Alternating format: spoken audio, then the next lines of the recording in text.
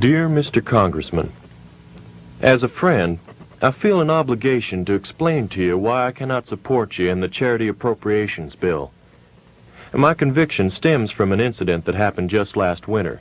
You may remember the night. It was frigid, or as some would say, colder than a beaver's tooth and 10 times as destructive. I thought I saw him gnawed off in session there. Oh. Colonel Crockett, this is a night when a coonskin cap would be the more appropriate attire. Yes, sir. Although coons have more sense when they come out on a night like this. Colonel Crockett, all of Georgetown, it's on fire. What? Good God. Oh, no. Oh, let's see if we can help. The next morning, in a flurry of noble passion, my colleagues and I introduced a bill appropriating $20,000 for the relief of the good people of Georgetown. All other business was put aside so it could be rushed through.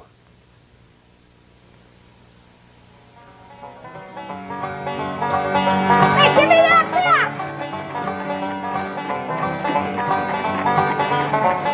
cup! Morning, ladies. Howdy, Davy. Hello, Davy. Howdy, man. David Crockett! Oh, how you doing, old-timer? Fine, thank you. Say, you're doing a great job in Congress. You can count on my vote anytime. Well, thank you. I appreciate that. Yes, all right.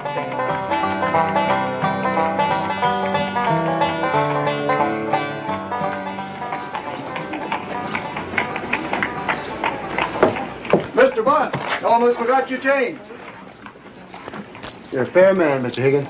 I appreciate your time. Oh, this is for your son. I overheard him say he'd like one. Why, thank you, Mr. Bunce. He's often told me about your carving. Thank you.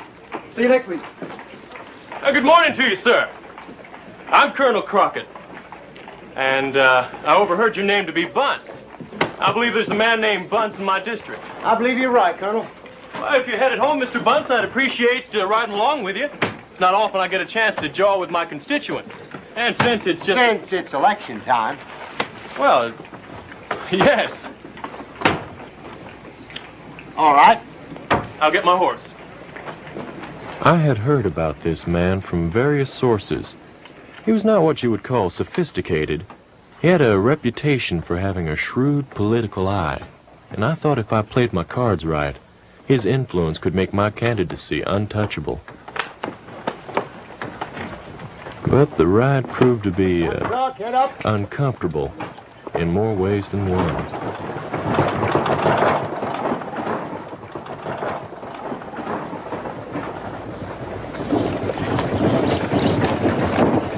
So, Mr. Bunce, you expect anyone to oppose me in the election this next term?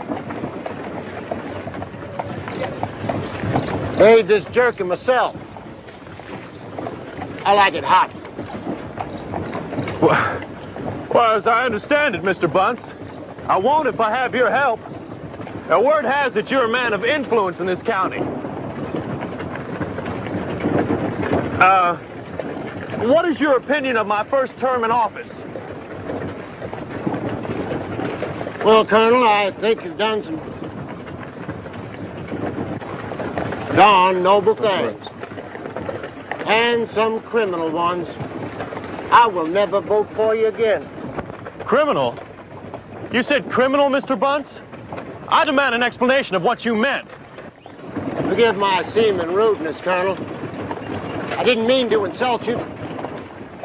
But last winter, you raised a vote I just can't overlook, which shows, in my opinion, that you have neither the capacity to understand the Constitution nor the ability to be guided by it.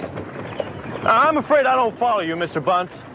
I recall no vote last winter upon any constitutional question. Didn't you vote for a bill of $20,000 to relieve some sufferers of a fire in Georgetown? Well, Mr. Bunce, I do admit to that, certainly. But I doubt that anyone could complain about a great and rich nation like ours, given the insignificant sum of $20,000 to relieve suffering women and children.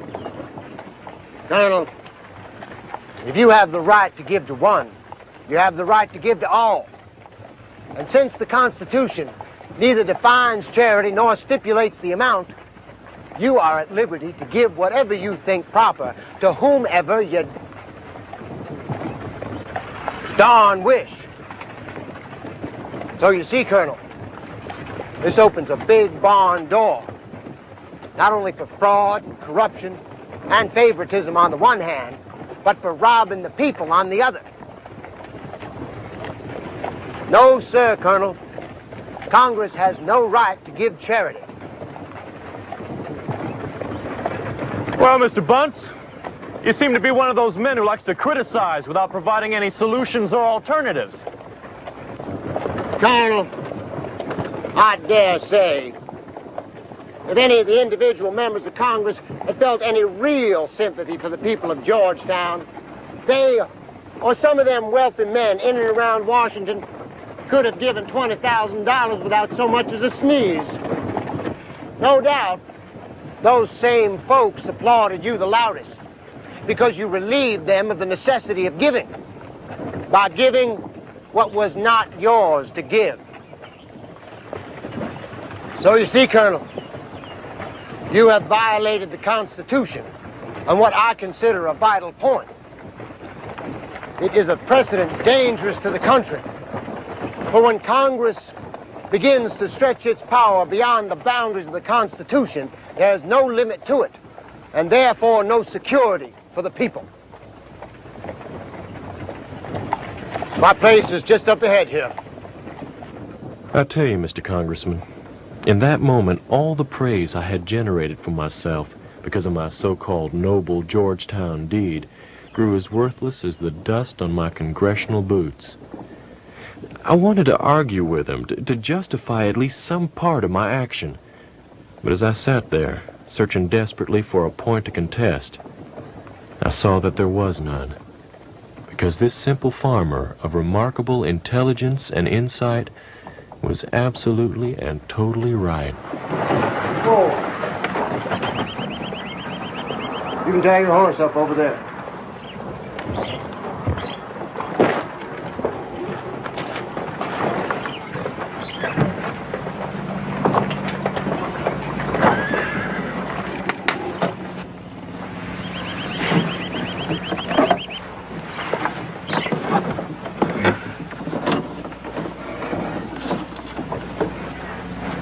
Bunce,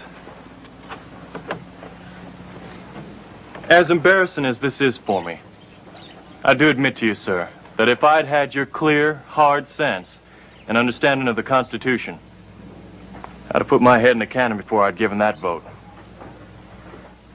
I realize that asking for your support would be pretty presumptuous. But if you vote for me again, I'll give you my solemn word as a United States Congressman and a gentleman that I will never vote for another unconstitutional law so long as I live.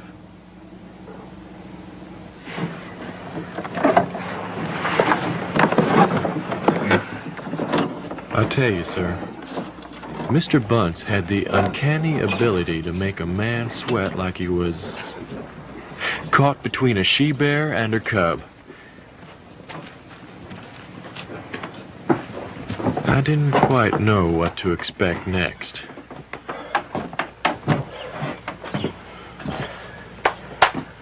Colonel, if I recall, it seems to me you made that same promise once before, when you were sworn into office. However, personally, I think I'm in favor of giving you another chance, on one condition. That you make the same apology to the folks around here that you just made to me. Now, if you do that, I'll see what I can do to push what little influence I have in your direction. Horatio Bunce spoke of the little influence he had, Mr. Congressman. I've been working pretty hard this But last everywhere year I to try to went, get the Western this land humble from man's Washington name Park brought Church. respect It's a pleasure to be and back attention, home.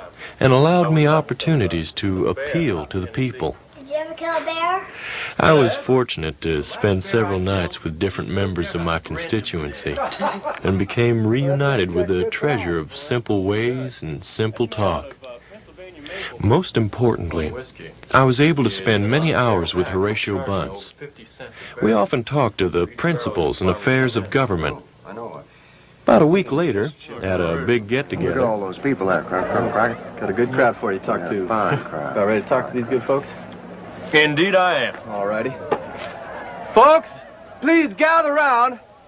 I hope our congressman here won't mind if his podium is supper for my cow tomorrow. Well, maybe you better ask the cow. Well, Colonel Crockett?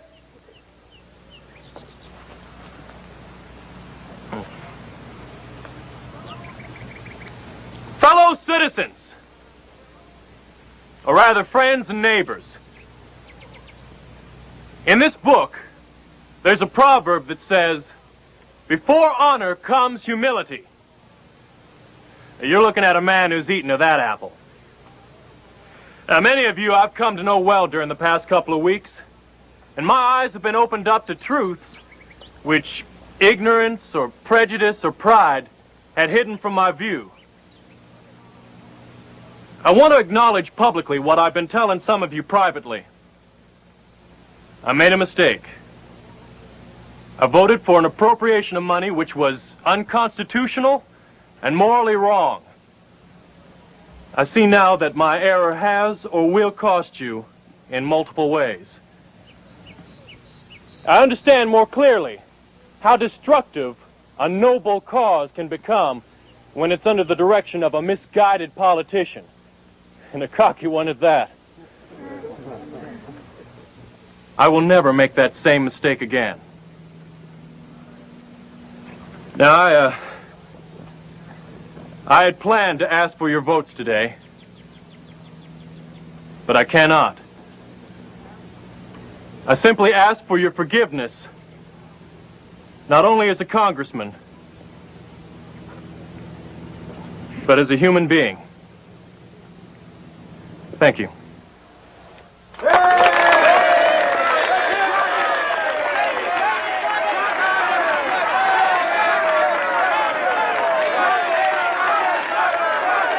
I'll tell you, Mr. Congressman, those honest, hearty shouts and the trust on the faces of those simple but wise people have meant more to me than all the honors I have received and all the reputation I have ever made.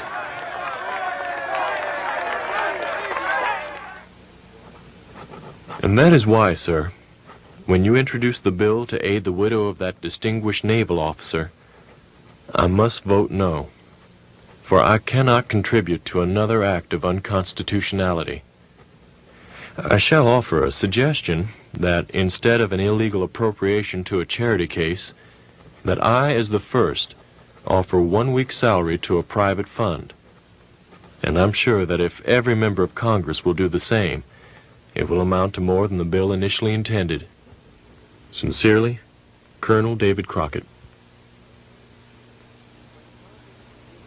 When Congress begins to stretch its power beyond the boundaries of the Constitution, there is no limit to it.